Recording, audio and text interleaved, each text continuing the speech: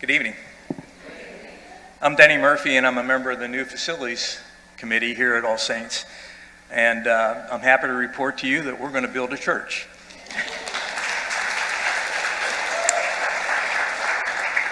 Monsignor asked the members of the committee to brief you, since we've all come back together after a summertime of being split into two campuses.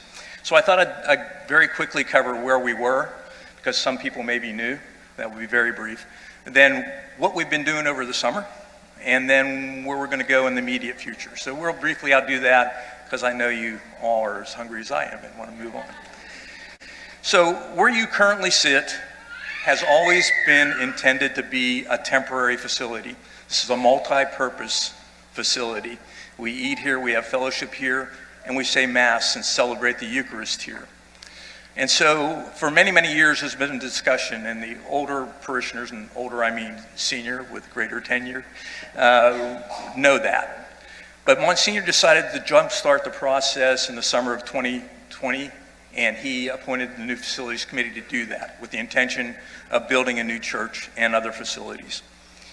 Now, we're growing as a parish rapidly, and when you look at the State of the Parish report, you'll see that. And that certainly sounds like a great reason to build a new church.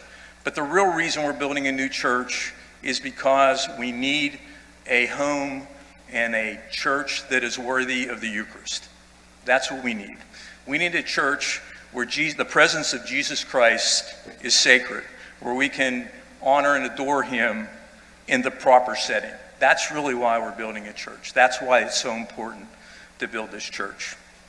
So, with that in mind, we contracted an architect. We have preliminary design plans that have been done.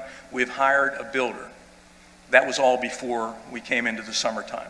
So where are we now? What did we do over the summer?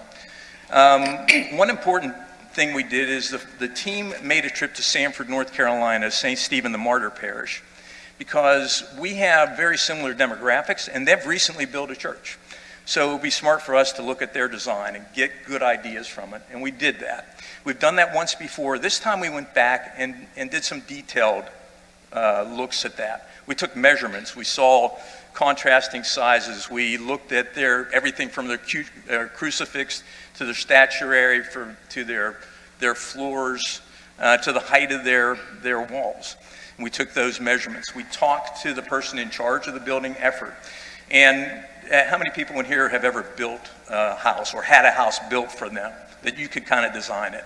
Well, when you go into that house thinking, I know exactly what I want. I've done this before, or I've lived in different houses, and you design this thing.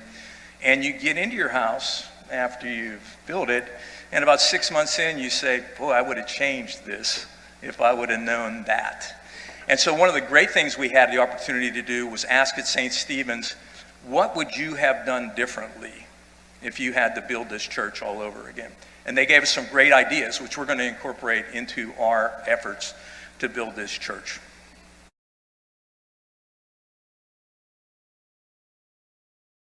We also met with the builders at lunchtime. That's Sanford Construction. And although we've been talking to them routinely on a monthly basis, mostly over Zoom, this gave us a chance to shake hands, break bread, and start to develop a relationship with them, which is critically important.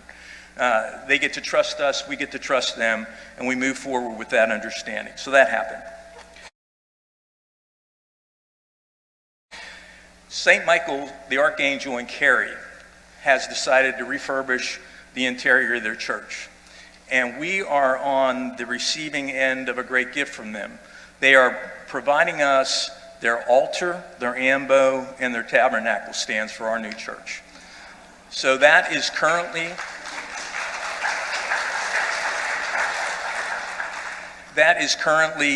in our hands and in climate-controlled storage. The first tangible things that we have for that new church we can touch and feel and see.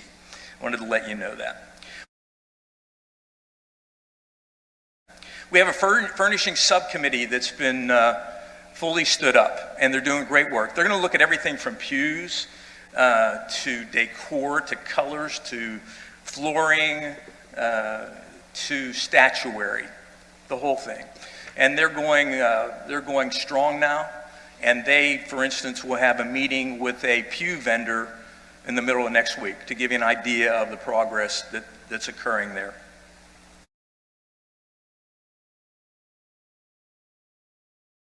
We have drafted guidance for subcontractors when we start this effort in a local area.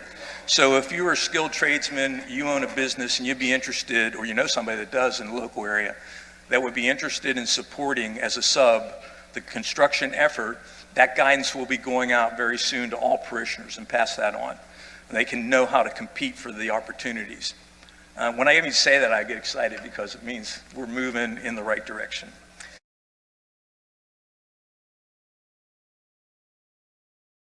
You all know that our funding, or should know that our funding is coming from three sources. Savings that was on hand, that has been generously given over the years from parishioners. The second is a loan that we asked for from the diocese. That loan, if you remember, was based on our offertory giving. And if we increased our offertory to show that we could pay that loan, it will be approved. And I'm happy to report the bishop has approved a loan for $3.22 million for this effort. Now, that is added to the amount that we're going to raise in a capital campaign, which is a 5-year effort. To date, we have raised in pledges $3.17 million, and that was pledged by 489 families of the 1,100 registered families in the parish. Remember, our goal is 3.5, so we're still a little short. And so I would ask this. First, I would say, if you have given and pledged, thank you. You know, Monsignor's always talked about intentional discipleship, and that's your personal journey with Christ. And the way we show our thanks to God for always giving us is by giving back with our time, talent, and treasure. And you have been extremely generous. So those of you who have given and pledged, thank you very much. For those of you who are still prayerfully considering giving, please think hard about that and make that decision based on your prayers. And we realize there are people who cannot give, and that's okay. We just ask you to continue to pray for the success of this effort. Where are we going next?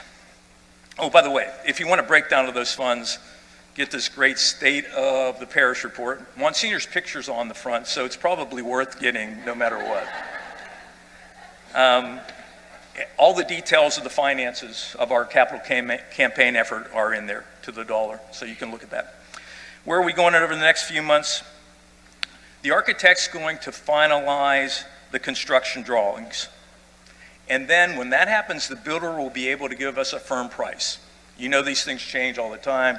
There's supply issues, there's costs, there's any number of things that may change the pricing. We'll get a firm price once those construction drawings are done. From the firm price, we can compare that to the funding in hand. And we suspect that will necessitate some cost-saving decisions.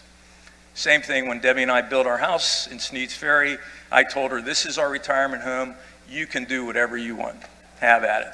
Furnish it the way you want, build it the way you want. And about 3 months into that effort, I did a little time out with Deb. We had a talk. We pulled back a little bit, but we built the house. And I'm sure we're going to have to look at that. And we're prepared to do that. We'll prioritize what we're going to do that, but it will not stand in the way of building a church. Okay.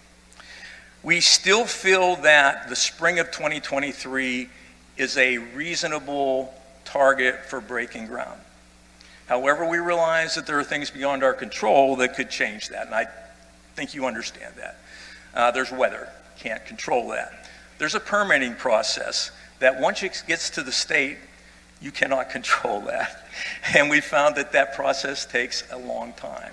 So we're working through some of those issues. And again, I talked about the supply chain issues everybody's painfully aware of that have resulted from the COVID pandemic. So we'll still shoot for that. If anything changes, we will keep you informed all along the way. Finally, Monsignor's emphasized that at Surf City throughout the summer, Surf City will remain a vibrant ministry of this parish. It will not go away. All right? We will not sacrifice that ministry for any reason. It serves the members of this parish. It serves the visitors to the island. It's an important ministry that will be maintained on Easter Sunday and throughout the summer into the future. So please be aware of that. So that's it. That's the update. I will be in the Narthex if you have any questions whatsoever. Thanks for your attention. Enjoy your dinner tonight.